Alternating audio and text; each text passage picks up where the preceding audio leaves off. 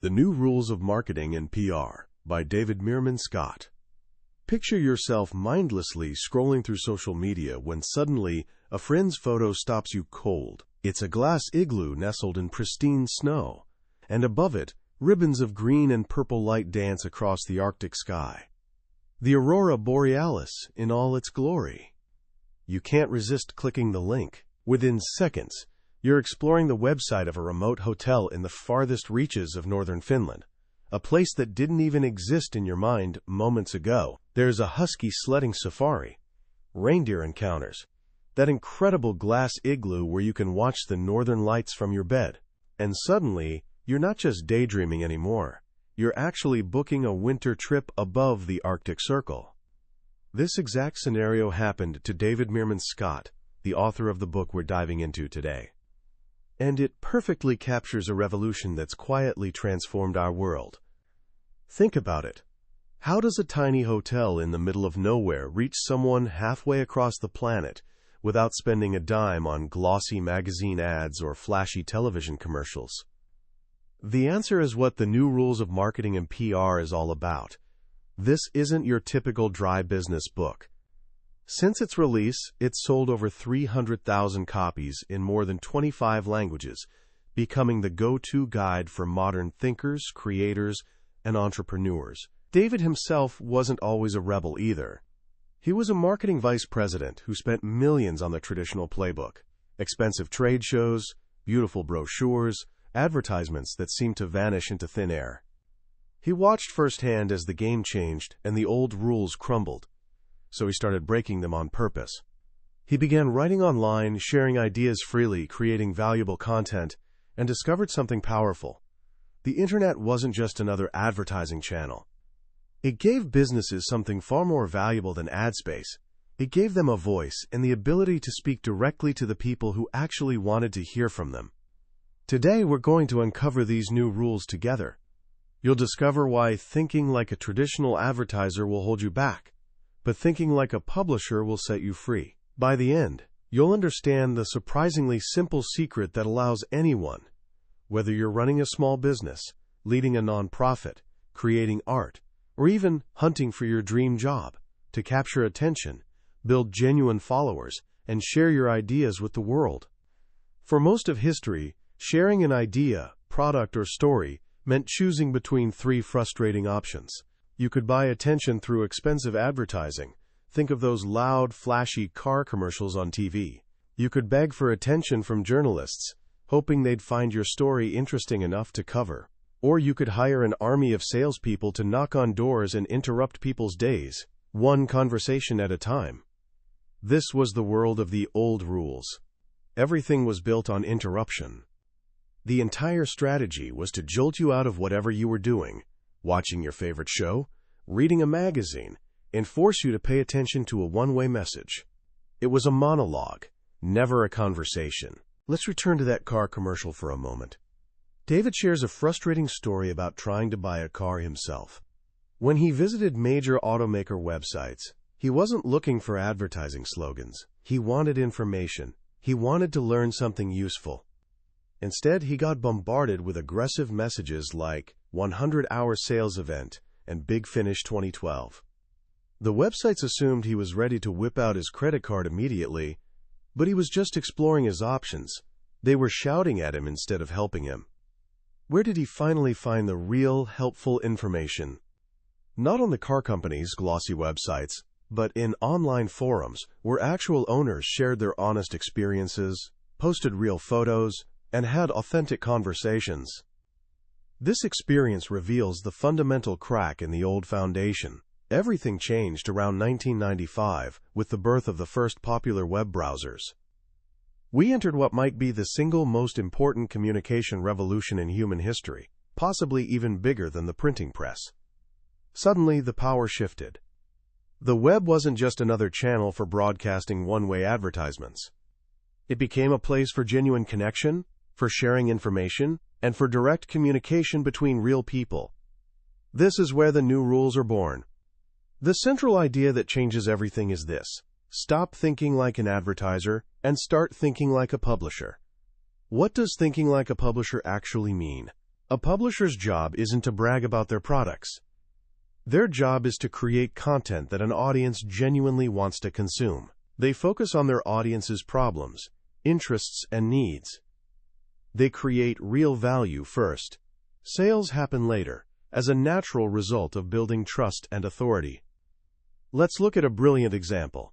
The Lodge at Chaw Creek is a beautiful eco-resort in Belize. They could have a website like every other hotel, filled with gorgeous room photos and a giant Book Now button. But they took a completely different approach. Their website and blog have become some of the best resources for anyone planning any kind of trip to Belize, period. They publish articles about ancient Mayan temples, detailed guides to local wildlife, and tips for planning the perfect honeymoon. They even share content about attractions in neighboring Guatemala. Think about what's actually happening here. Someone goes to Google and types bird watching in Belize. They land on a genuinely helpful article on the Chaw Creek blog. They learn something valuable. They start to see Chaw Creek not as a hotel desperately trying to sell them a room, but as a trusted expert on everything Belize. So when it finally comes time to decide where to stay, who do you think tops their list? This publishing strategy is so effective that it generates a remarkable 80% of the lodge's new business. This principle works for any industry, no matter how boring it might seem at first glance. Take concrete, for example. The concrete network connects homeowners with concrete contractors. How do they market themselves? By becoming the internet's most valuable source of information about residential concrete. They constantly publish helpful articles, stunning photo galleries, and news releases with creative headlines like, "Concrete Furniture? No April Fools with concrete tables, benches, bookcases, and even chairs." They're not just selling a service, they're educating an entire marketplace. The result? Their website gets 10 times more traffic than any competitor in their industry. As their president, Jim Peterson, puts it, "If content sells concrete, content can sell what you have to offer too." But creating content that truly connects means you can't just talk to a faceless crowd. You need to know exactly who you're talking to. This is where the powerful concept of buyer personas comes in. A buyer persona is a detailed profile of your target customer. It goes beyond simple demographics like age or location. It's about understanding their goals, their challenges, and their mindset. Consider a college website. They have several completely different buyers.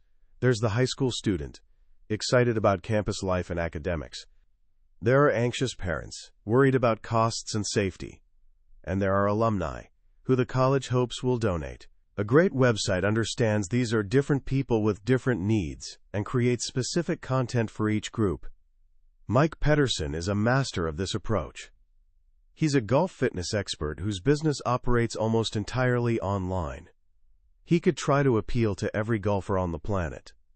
But he doesn't. He has a laser-focused buyer persona. The 60-year-old male golfer whose body is starting to fail him, who's frustrated he can't play the game he loves like he used to.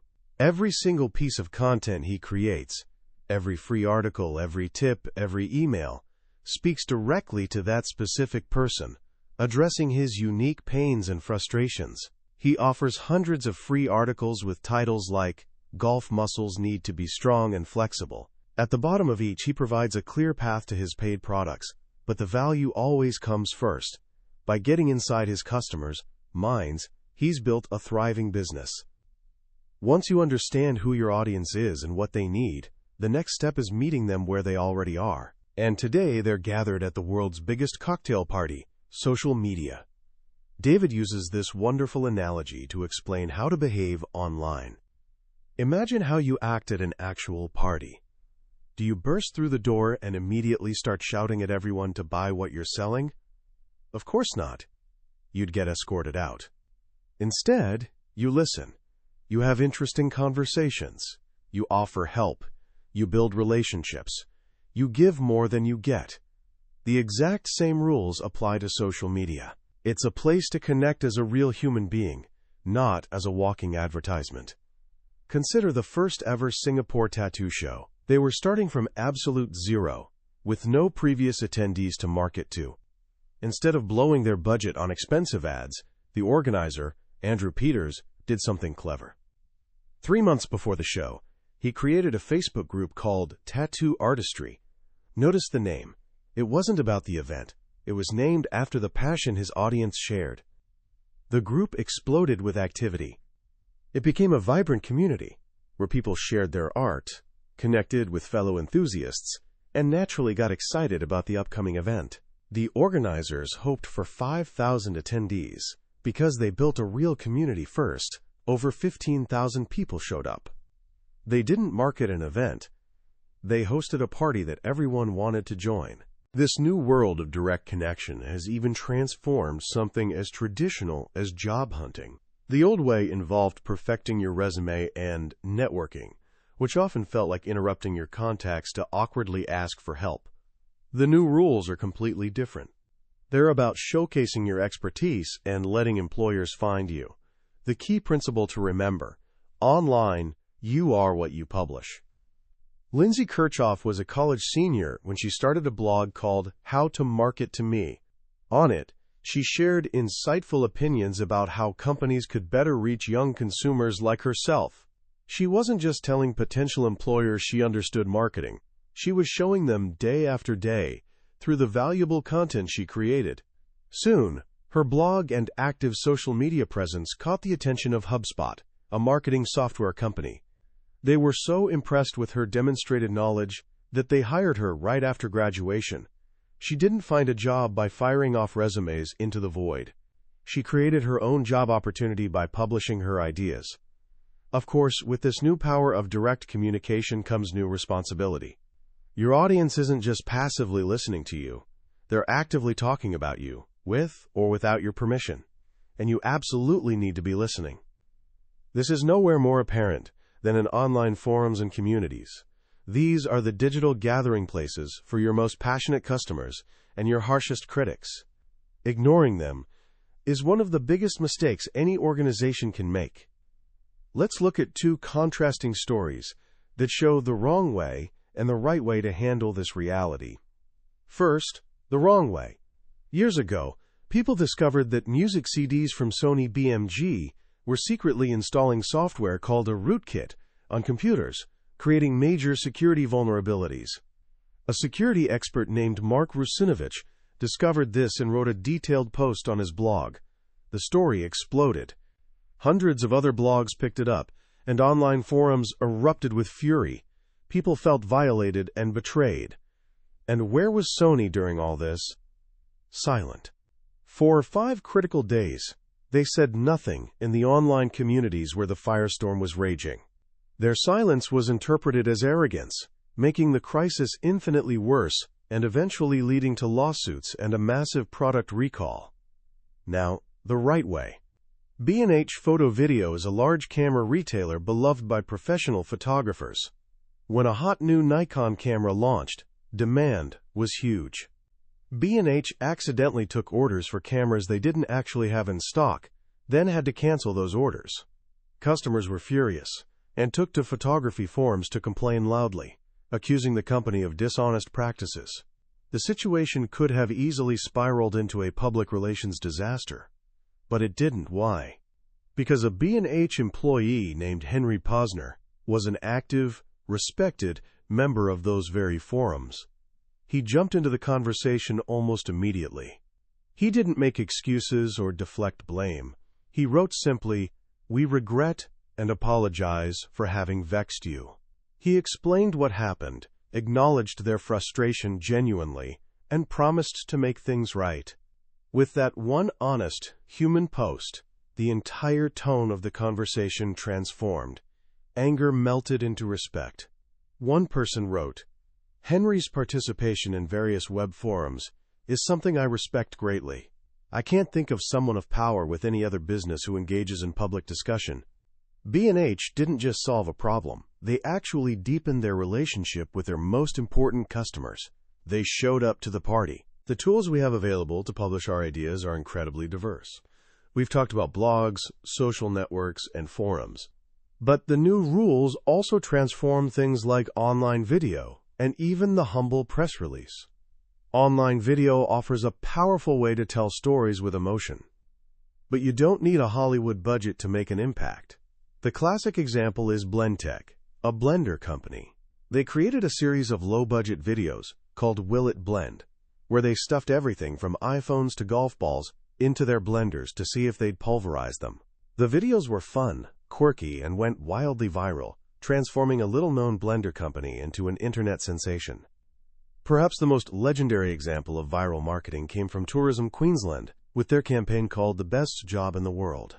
They created a video contest to find someone to be the caretaker of a beautiful island on the Great Barrier Reef for 6 months, with a salary of 150,000 Australian dollars. The contest required applicants to submit a 1-minute video explaining why they were perfect for the job. Over 30,000 people applied, and their videos were viewed by millions.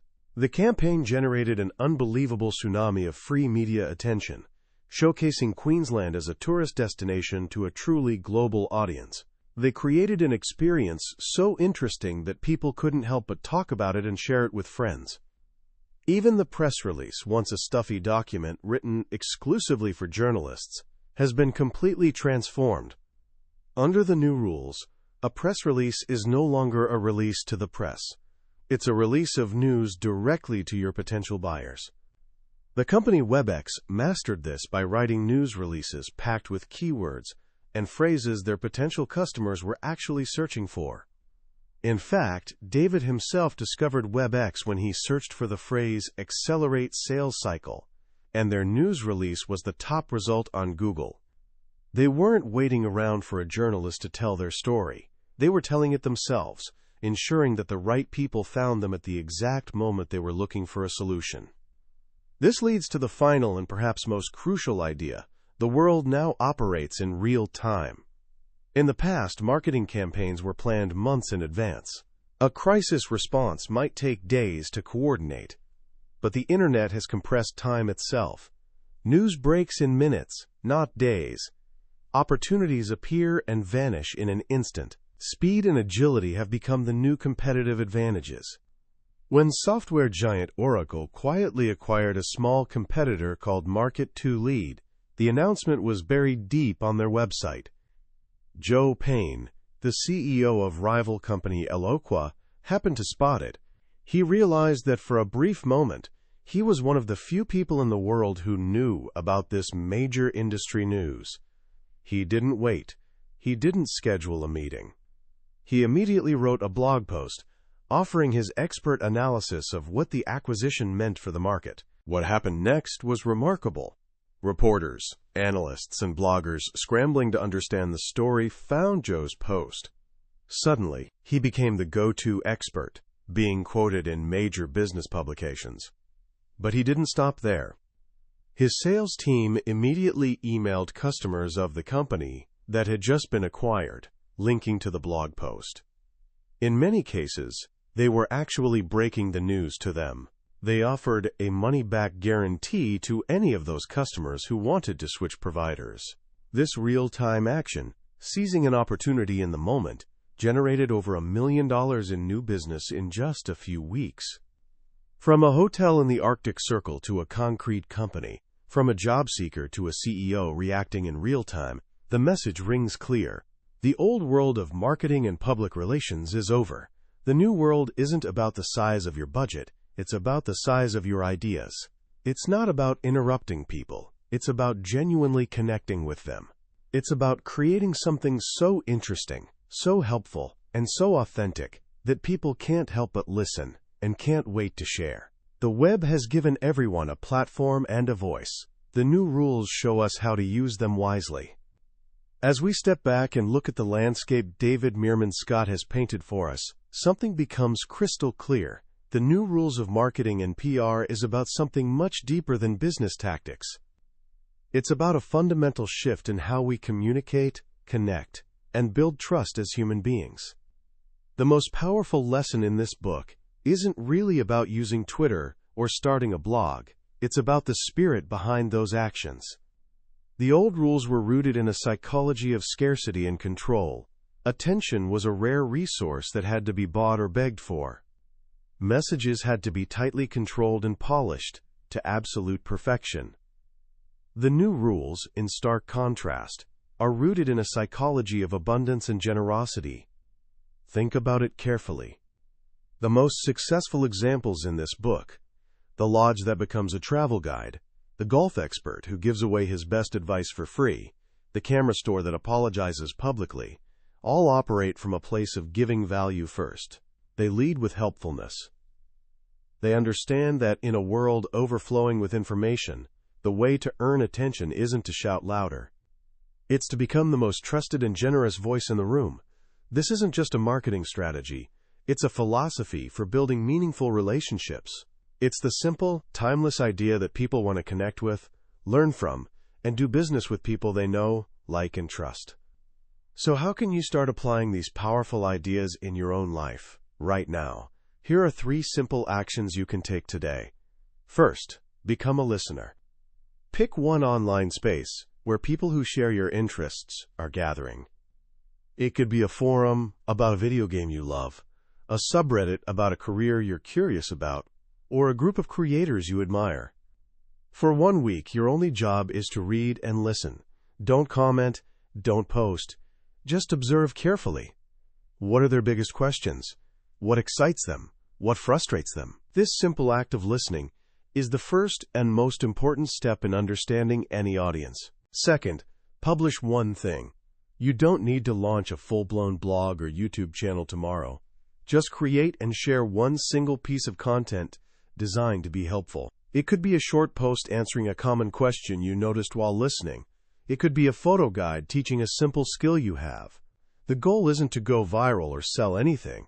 The goal is to experience the shift from being a consumer of information to a creator of value. See how it feels to give your knowledge away freely.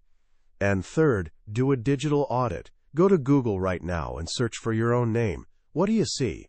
This is your digital first impression. It's what a college admissions officer, a future employer, or a new friend will discover when they look you up. Remember the rule: you are what you publish. If you don't like the story your search results tell, you have the power to change it. By creating, sharing, and participating online in a thoughtful way, you can begin to shape your own narrative. In the end, the promise of this book isn't just for big companies with marketing departments and huge budgets. It's for individuals. It's for the student with a unique perspective, the artist with a vision, the activist with a cause. The internet has leveled the playing field and handed each of us a microphone. The old gatekeepers are gone. The question that David Meerman Scott's work leaves us with is both simple and profound. What will you do with yours? That was a deep dive into the new rules of marketing and PR by David Meerman Scott. We've covered the core principles today, but I truly believe a summary is just a signpost pointing you toward a destination. The real journey happens when you walk the path yourself. The book is filled with dozens more stories and practical, step-by-step guides that we couldn't possibly cover here. If any of the ideas we've discussed today sparked something in you, a curiosity, an inspiration, a new way of seeing things, I encourage you to pick up a copy. Reading it isn't just about learning marketing techniques. It's about understanding the new language of connection in our digital world. The link to the book is in the description below. Also, if you found this summary valuable, please take a moment to click the like button and subscribe to the channel. It lets us know we're on the right track and ensures you won't miss our next exploration into another life-changing book from the Billionaire's Bookshelf. Let's keep learning and growing together.